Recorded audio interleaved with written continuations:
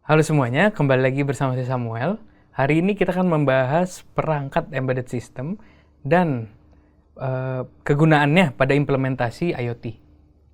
Nah, fokus yang akan kita pelajari hari ini yaitu Arduino dan Raspberry Pi.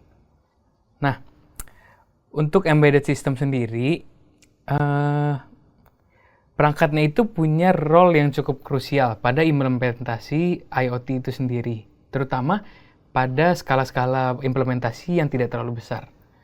Nah, dua contoh populer dari perangkat IoT itu sendiri adalah Arduino dan Raspberry Pi. Yang pertama yaitu Arduino.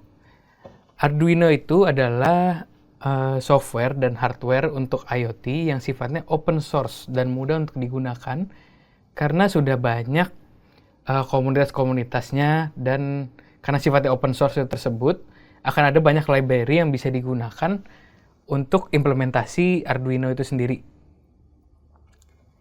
Nah, Arduino terdiri dari microcontroller dan development environment. Jadi microcontroller sendiri itu adalah perangkat yang teman-teman bisa contohnya di atas sini.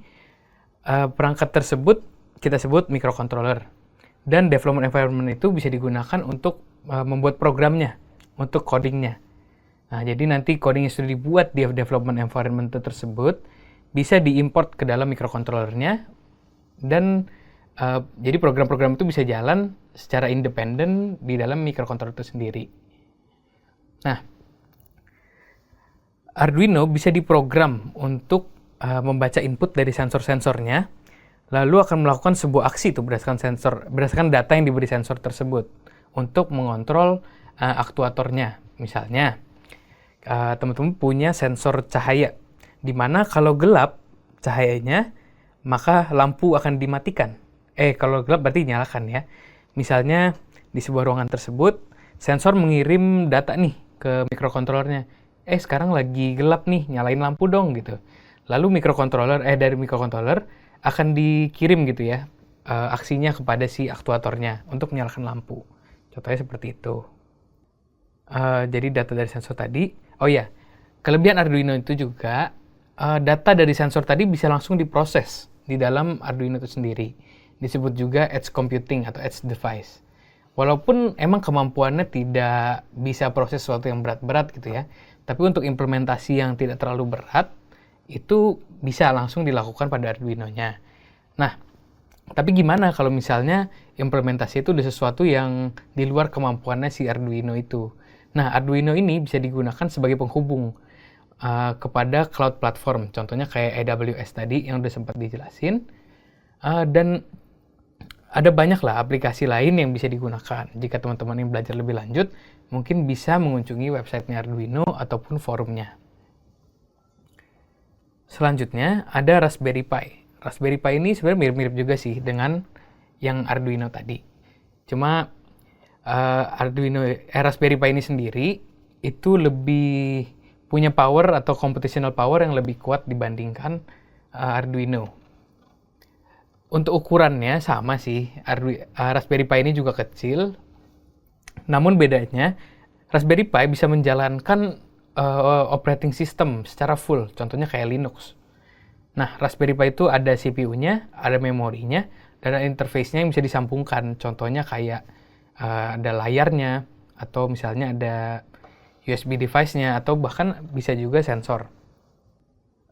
Karena kemampuannya yang tadi itu bisa untuk menjalankan sebuah OS secara lengkap, Raspberry Pi itu bisa untuk menjalankan banyak aplikasi gitu ya. Bisa proses data langsung di dalam Raspberry Pi-nya, bisa menjalankan computational itu sendiri di dalam networknya, sehingga mengurangi latency dibandingkan teman-teman jalanin programnya itu pada komputer lokal gitu, atau pada server lokal yang di luar si Raspberry Pi-nya itu sendiri.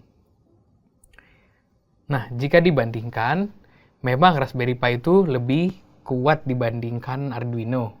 Namun, harus diingat kalau Arduino itu sendiri memang lebih murah dibandingkan Raspberry Pi, dan lebih mudah digunakan jika teman-teman berlokasi di Indonesia gitu ya. Arduino ada di mana-mana lah gitu. Keduanya itu punya komunitas yang besar dan resource yang banyak di internet.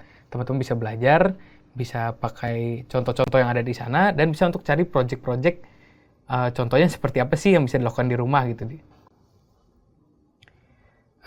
Untuk kesimpulan, Raspberry Pi dan Arduino itu menjadi suatu fondasi gitu ya untuk belajar atau bahkan untuk membangun solusi solusi IoT yang menghubungkan antara dunia fisikal dan dunia digital. Nah, keduanya ini mempunyai fungsi yang cukup esensial di ekosistem IoT dan membantu prototyping atau membangun konsep yang ada itu ke dunia nyata. Sekian untuk materi hari ini. Terima kasih dan sampai berjumpa di sesi selanjutnya.